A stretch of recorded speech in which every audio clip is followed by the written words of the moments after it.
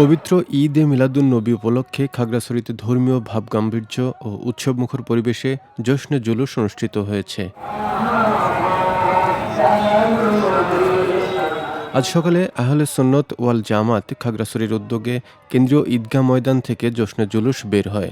ধর্মপ্রাণ মুসল্লিদের অংশগ্রহণে শোভাযাত্রাটি শহরের প্রধান সড়ক প্রদক্ষিণ করে পুনরায় ঈদগাহ ময়দানে এসে শেষ হয়। পরে সেখানে আলোচনা সভা, মিলাদ মাহফিল ও বিশেষ মোনাজাত অনুষ্ঠিত হয়।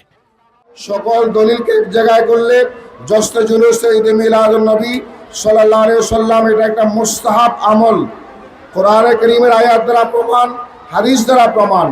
এটাকে যারা বিদআত বলে, যারা শরীয়ত বিরোধী বলে এবং এই জশ্নে জুলুসের বিপক্ষ অবস্থান নিয়েছে, আসলে তারা শরীয়তকে গুরুত্ব দিচ্ছে না। এরা এই জশ্নে জুলুসকে যে নবী প্রেমিকদের একটা ঢল, নবী প্রেমিকদের একটা মিছিল, এই মিছিলকেই তাদের পছন্দ হচ্ছে না। বক্তারা মহানবী হজরত মুহাম্মদ সাল্লাল্লাহু আলাইহি সাল্লামের জীবনাদর্শ অনুসরণের মাধ্যমে সমাজের শান্তি, মানবিকতা, ভ্রাতৃত্ব ও সম্প্রীতি প্রতিষ্ঠার আহ্বান জানান। অনুষ্ঠানে জেলা আহলে সুন্নাত ওয়াল জামাতের সিনিয়র সহসভাপতি আব্দুর রব রাজা, সাধারণ সম্পাদক সাজেদ মাহমুদ সাজ্জাদ সহ নেতৃবৃন্দ ও ধর্মপ্রাণ মুসল্লিরা উপস্থিত ছিলেন।